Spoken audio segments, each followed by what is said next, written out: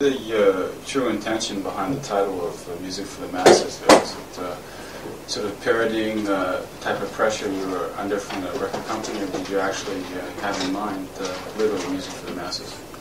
No, it was really just meant to be humorous. You know, in most countries, we're not really considered mass music. You know, we don't really appeal to the masses, and so it's kind of sarcastic. But there are some other countries such as Germany, France, and a lot of Scandinavia where we really do actually manage to reach the masses. And there we just thought that it was a funny title because it's so blatant, and it's just that we thought that there weren't many bands that would take the risk and actually call their album that. When making music for a broad audience, do you think it risks the artistic element, of the artistic value of the music, or the sacrifices? Yeah, we don't really plan to make music for a broad audience.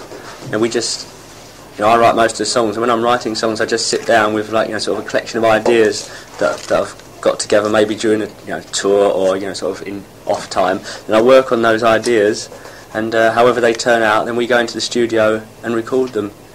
I think I naturally tend to write in quite a melodic way, which then makes that music appeal to the public.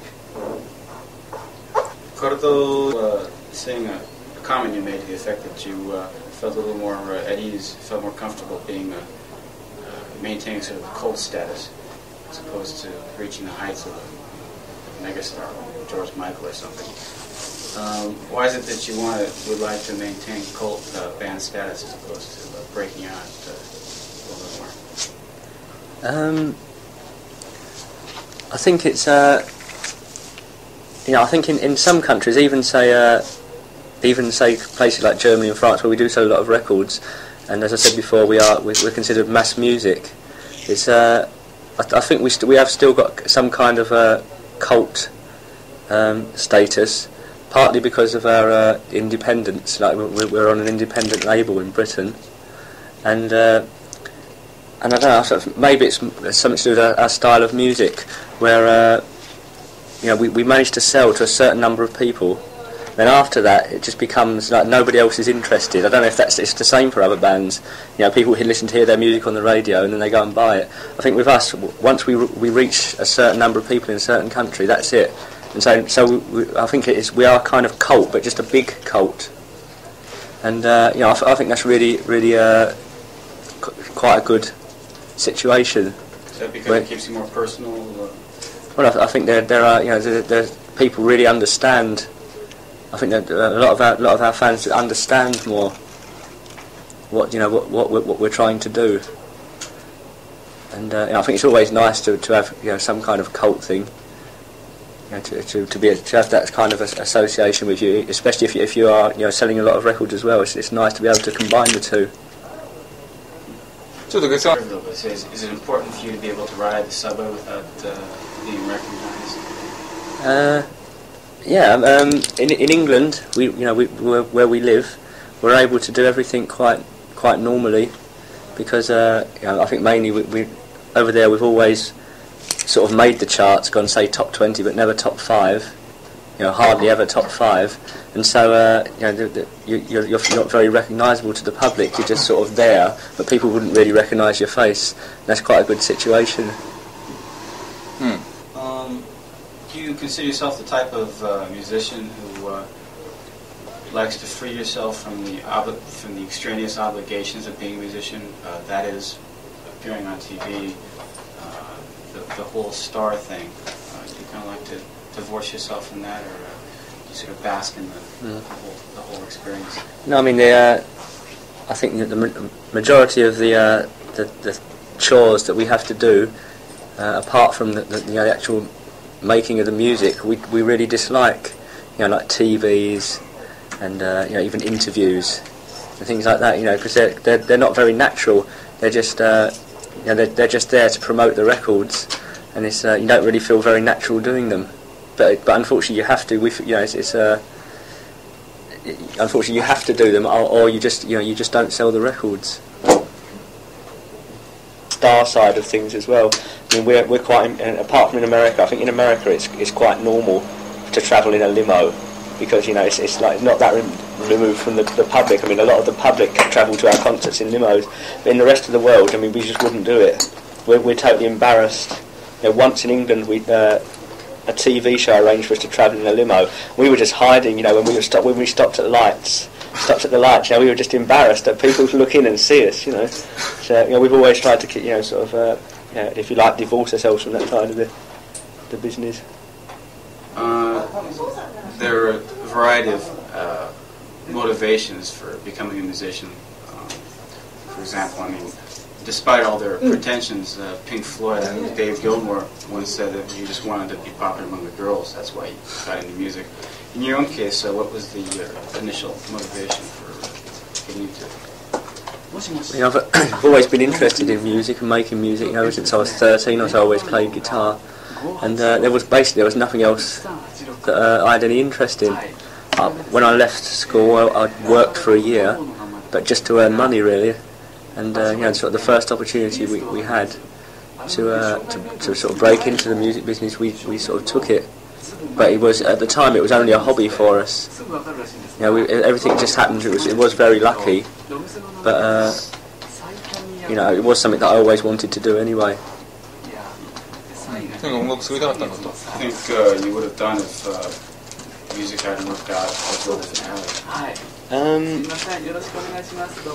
When I left school, I was going to go to university. Then I decided against that at the time because I was playing music and stuff. So I worked for a year in a bank, but that was really boring. As I said, it was only to earn money. So I think if music hadn't taken off, at some point I would have gone to university, and then I don't know what career I would have gone into. Because as I said, I've got no interest. I'd probably be in some career now that I just didn't like at all. It's really difficult to say. So you were bound and determined to become a musician? Well, as I said, it was a lot of luck, and at the time it was only a hobby. But that's what I always wanted to do. But I think things could easily have turned out differently, and I could easily be in a profession that I don't like at all. So often hear English musicians talking about never really having had the choice. You either became a footballer or a musician. In your own case, though, it seems like that wasn't quite the case. It wasn't a matter of not having the avenues open to you being limited. Wasn't anything like that. Well, I mean, there were a lot of other avenues open to me, but none of them were very interesting. I mean, when I worked in a bank for a year, and I could easily have stayed there for 5 years, but it wouldn't, it wasn't not exactly an interesting avenue. What did you do at the bank exactly? I didn't actually work in a branch bank. It was a clearing house. What's that? That's where all the checks are collected and. Oh, I see. So it's clerical. Yeah, it was very, very boring. Okay.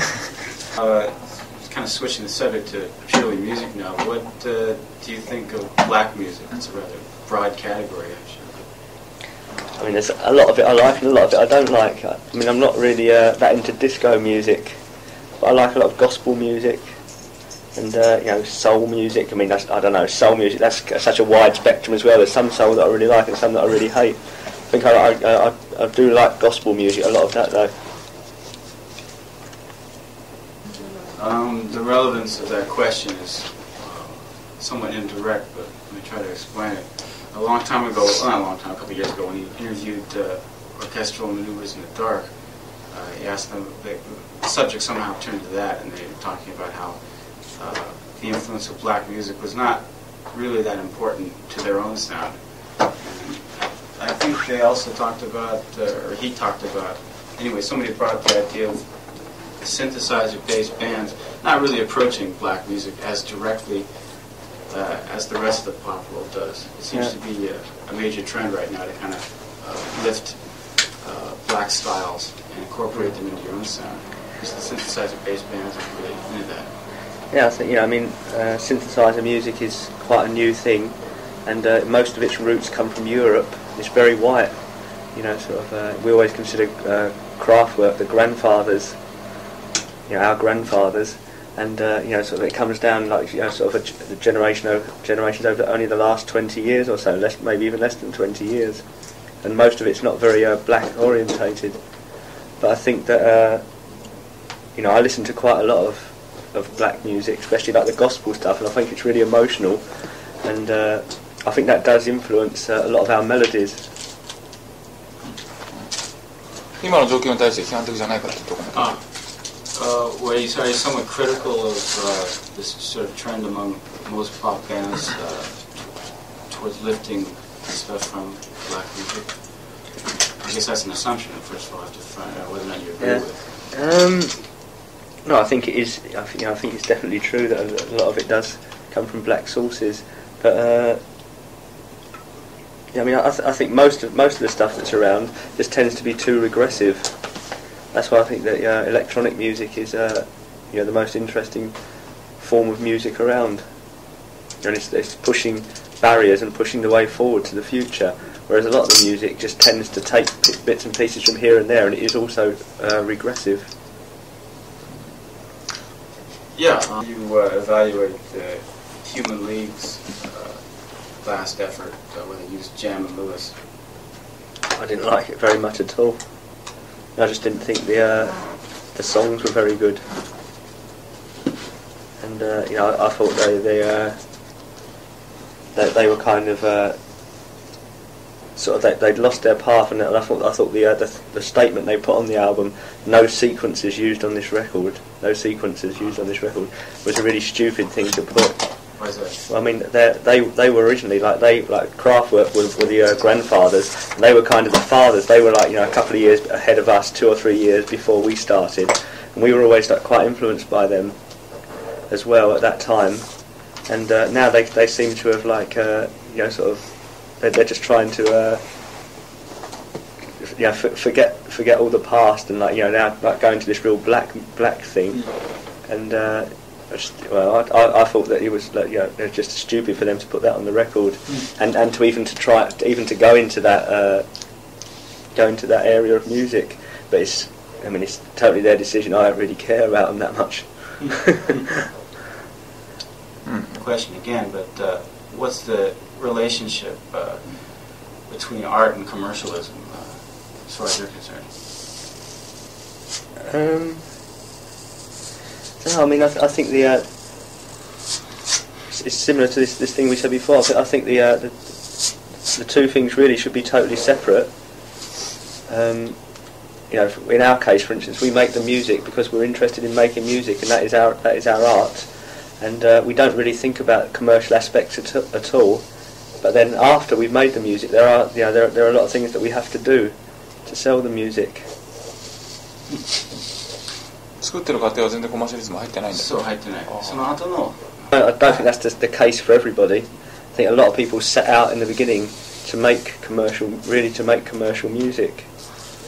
I don't think that we do that, and if we do, we don't do it consciously.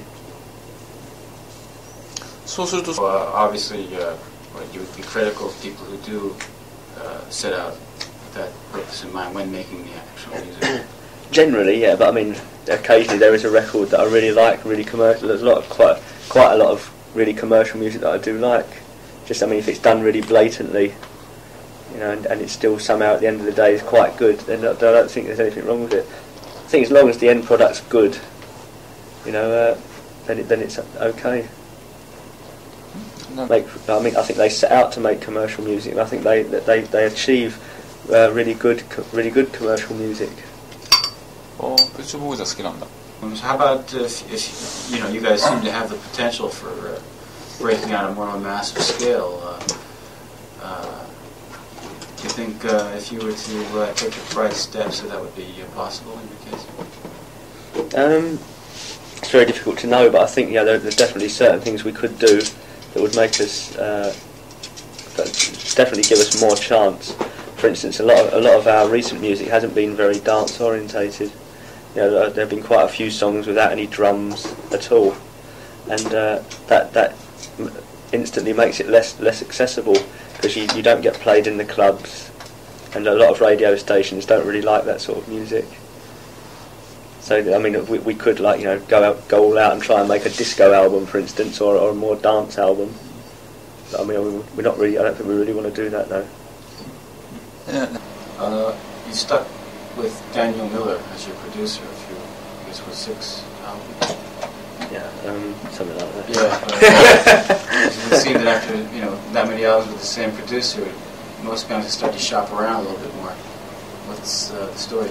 Yeah, well, in actual fact, we always worked with Daniel on everything up until the last album, because now he's, apart from producing us, he also runs the whole Mute label, and that's just taken 2 smaller labels under its wings, and he's got a lot of things on sort of lots of work on at the moment, and I think he's far too busy to get involved in a 3 or 4 month production.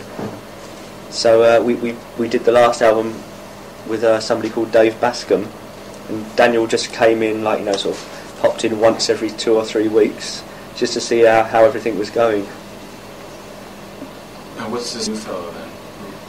Dave Bascom. He's done a lot of engineering work in the past for people like Peter Gabriel and Tears for Fears, and sort of over the last sort of the year before we used him, he sort of just moved into sort of doing productions. So we worked jointly with him, co-production, just us and him. And then on the album, Daniel gets an additional production credit. Excuse our ignorance there. It should be divided into 2 layers here. The first being the assumption that you don't seem to be that experimental, in that it all seems to be sort of in-house. You come up with an idea and you very carefully put together the songs. Don't take that much input from outside sources. That's the assumption, first of all. Yeah, I think that is true. Over the last four albums or so, I think we've developed a style, and we occasionally we do experiment a bit, but it is pretty much a formula. And I think that's one thing we're very conscious of now. We think we've maybe we've gone as far as we can in this direction, that for the next one maybe we'll change a bit. Well, so that was the second part of the question. You were worried about becoming strangled by your own formula. Yeah, well, that's becoming too cliched. Yeah, I mean, I think I don't think that that we went too far with this formula. I think we were very happy with the last album, but I think now we're conscious of the fact that it's time for a change. What that's going to be, I don't know, because still I'll probably be doing most of the songwriting, and I think I tend to write in a certain way.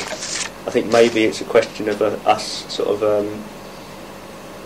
working on the songs in a different way after the initial writing period, sort of treating them in a totally different way. But no clue as to what... No, as I said, we don't really want to think about things too much at the moment, because this tour has been a very long one, and it doesn't finish until mid-June. And after that, we intend to take a break for a few months, and then I'll go back to songwriting. And I don't think we'll actually be back in the studio till possibly early '89.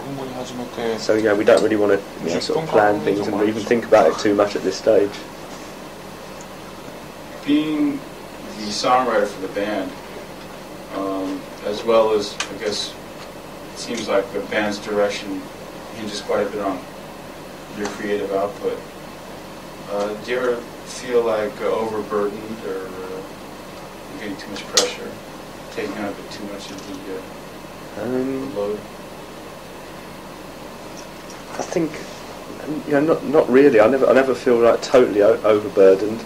There are times when I do worry a bit because because of the band's commitments. Sometimes I'm not given sort of a long period to actually sort of do the writing, but until now I've always managed to sort of write a certain number of songs, the number of songs we need in the time that I've been given. But sometimes it does worry me when I go into those periods. it's about the anxiety you do. Yeah, I mean, apart from that, I mean, the band, you know, it's not as if I have to make all the decisions for the band. But apart from the songwriting, everything's decided totally democratically. And you know, a lot of the other things I don't really have strong opinions about. So you know, I can let the others make decisions about a lot of the other side of things. You know, like the business side, I'm not really interested in at all, really. And so, say someone like Andy, he's not really that interested in music or the artistic side of things. So he's sort of fulfills that role more. ただね、そうやってみ last couple of questions here. A lot of times, I guess since England's so small, a lot of musicians almost have a whole group of friends, other musicians, hang around with professionally or non-professional. In your own case, do you have a group of mates of that sort in the music world? I mean, I've got a couple of friends who have made music in the past, but not really successfully at all. And you know, you say England's small, but it's not that small. I mean, we don't actually know many bands, you know, sort of successful bands. We don't know any of them socially. What city are you from? Well, originally from a place called Basildon, but now I live in London. Oh, I see. I mean, there's a lot. I mean, there are a lot of bands based in London, but none of them are our friends. We don't really see any of them socially. No, just never had the opportunity to meet that many other. Well, I mean, we meet them all the time, but it's just you know, they're not really our friends. You know, we still got a lot of our old friends from school and things like that. You know, I mean, they're your real friends. Just because you meet somebody who's also in a band, I mean, it doesn't mean you want to be like friends with them. I hear about musicians hitting it off, and let's work together, or let's do this together. It's like, you know, people always ask, isn't there anybody you'd like to work with? You know, sort of get to the studio, jam, and all that sort of thing. But our music's not that. It just isn't like that. It's all computer based, and you can't ask somebody to come in and jam with the computer, you know. And you can, but I mean, it's not unless he's a chip. Maybe that's the new direction. Maybe that's the new direction we're looking for. One last question here. What do you think of Stock, Aitken and Waterman? You know, I quite like some of the records they've made. I think some of Rick Astley's records are quite good pop songs. Like what, for example? Well, what was the big hit? You know, Never Gonna Give You Up. Mm-hmm. It's really good, and I quite like. I think it's called Together Forever. 2 Rick Astley songs. And you know, and a few of the other things they've done. But you know, there's so much of it that it's just like in England at the moment. They, you know, sort of one week they had something like 16 out of the top 30. You know, out of that 16, maybe I like 2 of them, but the rest, you know, sort of is a bit. They've really got a real formula, and I think sometimes it works and sometimes it doesn't.